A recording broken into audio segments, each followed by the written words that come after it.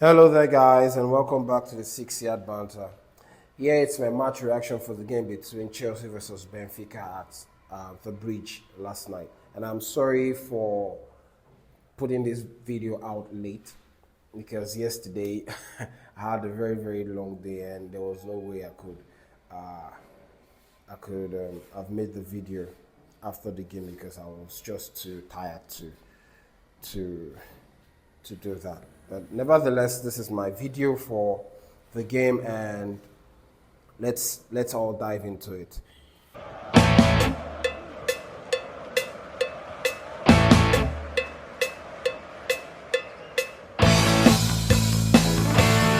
So for this game, Maresca made 5 changes to the side, and there were surprising names actually that actually didn't start the game. And these names are Rhys James, Hato, Andre Santos, Esteval Willian, and Joao Pedro. The players who started the games are Malagusto, Badiashile, Buonanotte, Garnacho, and Tyrick George. And in the back four, we had Malagusto, like I said, Malagusto, Chaloba, Badiashile, and Cucurella. Then in the midfield, we had Caicedo and Enzo Fernandez. Then at the 10 area, we had Maresca decided to go with Buonanotte. On the left, we had Garnacho, and on the right, we had Pedro Neto, and up top, we had Tyrick George. So this, when I saw this lineup, I was really, really skeptical, and I kind of quite didn't agree with it because here we are having to go against Jose Mourinho's side. We all know who Jose Mourinho is, and at all times you want to field out the best crop of players that you have in your team, in your squad. And we're seeing Buonanotte, we're seeing Garnacho, we're seeing Esteval on the bench, we're seeing Rhys James on the bench, and even Joao Pedro being replaced by Tyrick George as a striker. But nevertheless, a win is a win, and I'm so glad Chelsea got their first win in the Champions League. It wasn't a blockbuster game. It wasn't the very best. It wasn't the best performance, I would say, but then wasn't bad either. I think, and I'll take this one if it guarantees the win, and it did. So yeah, where do I start? Okay, so it just felt so good. Felt even if we don't know if we're going to be having Mourinho back at the bridge again, either playing whether we're going to be facing his team later on in the tournament or in the Champions League again, or maybe some other teams before he ends up managing Portugal. But it just felt so good having him, and you could hear the fans calling out his names, singing out his names, and you could see the reaction from Mourinho, even when the Benfica players were throwing stuffs at Enzo Fernandez when he had the corner kick to take, and Mourinho went on to walking down the touchline to get the Benfica fans to stop throwing stuffs at him.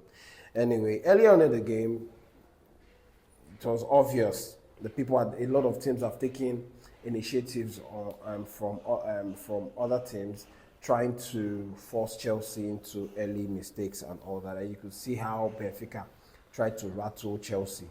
But then they stood their ground and they were very resolute, and over time Chelsea grew into the game, and yeah, in the 18th minute Chelsea got the goal from a cross from Pedro Neto that found Garnacho, and you would think that Garnacho wasn't going to get to the ball, but he did, and then he did a cutback that went. Rios tried to clear, but ended up going into the net, and that's where the one goal came on. And then as the game went on, you could see Chelsea growing in confidence and controlling the game like they would do. But then again, should I say that Chelsea should have gone for the kill? Probably because the players up top are just they are not yet used to each other, and so there's still a bit of communication gap between them. So it's understandable if there are certain mistakes every now and then, and yeah. But then I'll take the 1-0 win, like I said. I'll take the 1-0 win. So Sanchez was called into quite a few saves, and he lived up to it. And the last couple of games after, this is the second game since his return from the suspension where he got the red card against Manchester United. And in the Brighton game, and this one, you could see that Sanchez's head is looking calm and looking more matured and all that. But yeah, I really allowed Sanchez in this game. And I'm also going to make special mentions to certain players like Caicedo. Caicedo is just, I'm so glad Chelsea got Caicedo. Okay, and Maresca confirmed that it was a doubt for this game, which means Caicedo actually played through. He wasn't 100% fit, but then see the way Caicedo was mopping up balls and plays, making tackles, distributing passes, and shutting down opposition attacks and all that. He kept on breaking opposition plays, and I don't know what Chelsea would have done if we did not have someone like Caicedo in the midfield. So I'm so happy, and I also want to make special mentions to Benoit Badiashile. And I just want to say one thing. Benoit, please be consistent. The problem we have with Benoit Badiashile is that he's not consistent enough. Today he's giving us, like in the game today against Benfica, like in the game against Benfica, you could see the reason why Chelsea bought Benfica and bought Benoit Badiashile. The way the composure with the ball, the way he blocked passes, and it was just very, very calm today. And though the communication with Trevor Chalobah was also there, so it made it very, having Badiashile today in the center as part of the centre back pairing was really good, and I like it. I really do like it. I hope that he's going to also show this side of him against Liverpool on Saturday at the Bridge. But that's another game that we're going to talk about as the day goes by. Yeah, so what did Chelsea, we can also see Chelsea in the first half. Like I said, they controlled the game. They kept probing, and there were some times that Chelsea would try to catch Benfica on a counter, on a quick transition and all that. And it just everything in the first half looked very good. And in the second half, although Chelsea took their foot off the gas a little bit, and Benfica also they came at Chelsea for a large portion of the second half. But then again, you can see that Chelsea, Enzo Maresca's plan was to try and, as much as possible, to catch Benfica on the counter at certain times where Chelsea were setting traps for Benfica. And I think that Mourinho's side were kind of very cautious as to not to be caught out, because from Mourinho's part, I feel like they didn't do quite enough to get back into the game. Although they asked questions here and there, but they didn't get clear-cut chances. And I think that they wanted to find a way